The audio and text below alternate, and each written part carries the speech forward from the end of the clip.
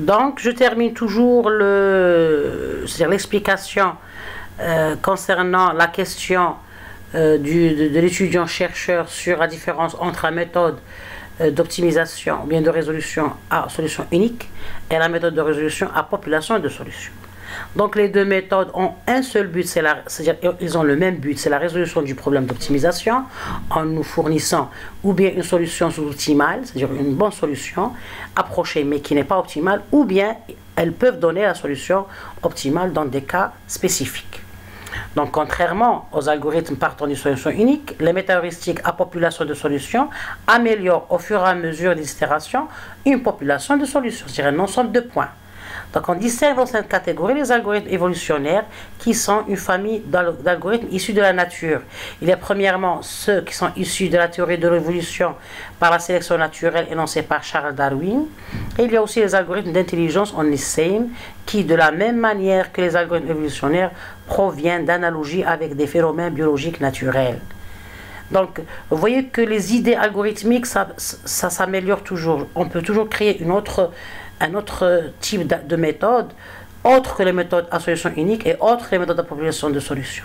On peut toujours créer d'autres algorithmes, toujours dans le but de résoudre un problème d'optimisation, mais avec des stratégies différentes et une manière plus efficace.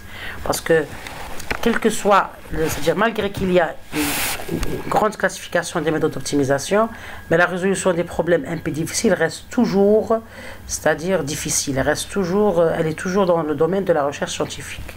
On voudrait toujours trouver des algorithmes meilleurs pour résoudre ces problèmes difficiles, parce que ce sont des problèmes qui modélisent des problèmes du monde réel, du monde du travail, de l'industrie, de l'agriculture, de l'académie, etc. Donc, bien. Donc, les méthodes à population de solutions, leur intérêt est d'utiliser la population comme facteur de diversité, vous voyez. Donc, c'est-à-dire le fait à chaque itération, d'entamer plusieurs points, une population de solutions, c'est pour pouvoir essayer d'améliorer un ensemble de points et pas un point unique. Donc, il existe plusieurs stratégies d'évolution de cette population amenant à des méthodes telles que les colonies de fourmis ou bien ant system en anglais, les algorithmes AISM de particules ou bien particle swarm optimizer et la recherche par dispersion ou bien scatter search. Ok. Donc, le principe de ces méthodes, c'est-à-dire les méthodes à population de solutions, ce sont des méthodes à base de population. Ils débutent la recherche avec une panoplie de solutions, c'est-à-dire un ensemble de solutions différentes. Elles désignent des algorithmes qui traitent plusieurs solutions à la fois. Vous voyez? Donc, elles s'appliquent sur un ensemble de solutions afin d'en extraire la meilleure, l'optimum global, qui représentera la solution du problème traité. Donc c'est-à-dire possible que l'étudiant ici, il voit que la notion de voisinage et la notion de population, c'est kiff-kiff. Non, c'est différent. Parce que malgré qu'on va choisir un ensemble de voisinage, n de x, mais on va prendre un seul point de ce voisinage pour l'améliorer. Mais ici, non. Ici, on prend un ensemble de points, une population de points, et on va essayer d'améliorer toute la population. Donc, dans chaque itération, on génère une population de solutions. Alors que pour les méthodes à solution unique, on génère un seul point. Et cette stratégie, dans chaque méthode, c'est-à-dire on peut utiliser des techniques mathématiques et algorithmiques, ou bien c'est-à-dire des techniques de l'intelligence artificielle pour améliorer l'algorithme. Donc, cette diversité, elle est différente. Donc, elle s'applique, c'est-à-dire les méthodes à population de solutions, s'appliquent à un ensemble de solutions afin d'en extraire la meilleure, optimum global, qui représentera la solution du problème traité. L'idée d'utiliser un ensemble de solutions au lieu d'une seule solution, comme les méthodes à solution unique, renforce la diversité de la recherche et augmente la possibilité d'émergence de solutions de bonne qualité. Vous voyez où il dit la différence? Il y a cette différence entre c'est-à-dire les méthodes à solution unique et les méthodes à population de solutions. C'est pour pouvoir, c'est-à-dire renforcer la diversité de la recherche et augmenter la possibilité d'émergence des solutions de bonne qualité. Bien.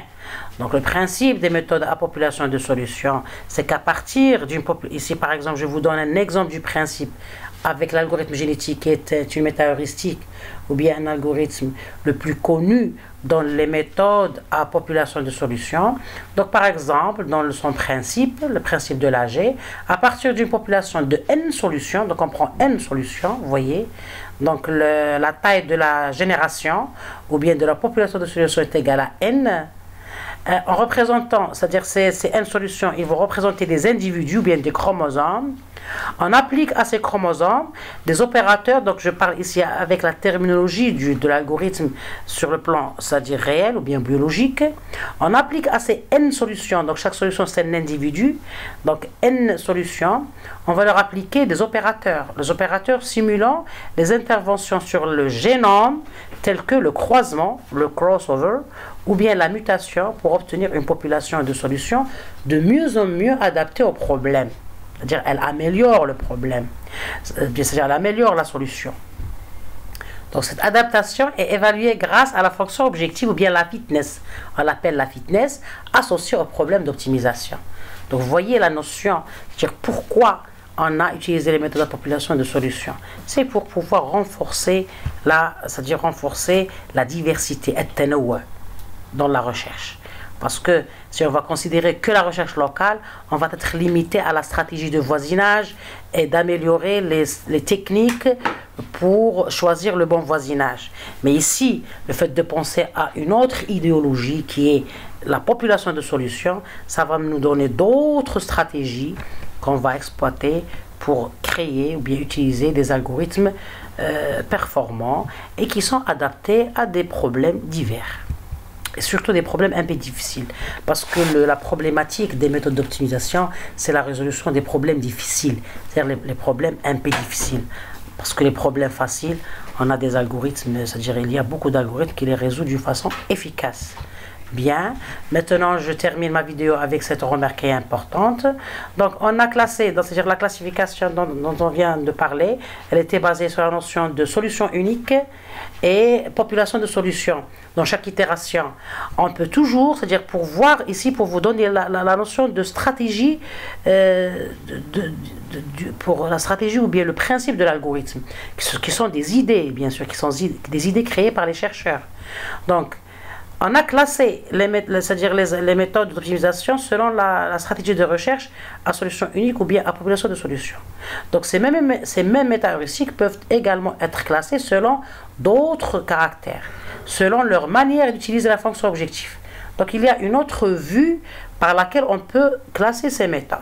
Il y a les méta-heuristiques dites statiques. Ce sont des méthodes méta-heuristiques statiques. Ils travaillent directement sur la fonction objectif f, c'est-à-dire la fitness. Alors qu'il y a d'autres méta-heuristiques qui sont dites les méta-heuristiques dynamiques. Ils font l'usage d'une fonction g obtenue à partir de f. Donc on va faire une transformation de la fonction f en utilisant une autre fonction g qui est obtenue bien sûr à partir de la fonction f pour être toujours dans le même problème, en ajoutant quelques composantes qui permettent de modifier la topologie de l'espace de solution. Donc la topologie, c'est-à-dire la façon de la rechercher, elle est différente. Donc ces composantes additionnelles pouvant varier durant le processus de la recherche. Certaines méta-heuristiques font usage de l'historique de la recherche, alors que d'autres n'ont aucune mémoire du passé de la recherche. Donc vous voyez que la diversité des méthodes d'optimisation, elle est grande. Et chaque classification, c'est selon un paramètre. Donc ici, je vous ai expliqué, selon votre question, le fait qu'il y a des méthodes basées sur une solution unique et d'autres qui sont basées sur une population de solutions. Donc chaque algorithme a son idéologie. La même chose, on peut les classer, c'est-à-dire sur un autre axe. L'axe selon la fonction objectif. Donc il y a les méta-heuristiques qui utilisent directement la fonction objectif f de notre problème d'optimisation. Il y a d'autres qui s'appellent des méta-heuristiques dynamiques. Ils vont changer la fonction f en la transformant en une fonction g, toujours elle est valide, c'est-à-dire en gardant toujours la même validation dans notre problème d'optimisation. Donc cette fonction elle est obtenue avec des transformations bien sûr, dans le fait c'est-à-dire de faciliter la topologie de recherche, c'est-à-dire de faciliter la recherche. D'accord? Donc je vous remercie pour votre question et j'espère que vous avez saisi la réponse. Merci et n'hésitez toujours pas à poser des questions. Bon courage.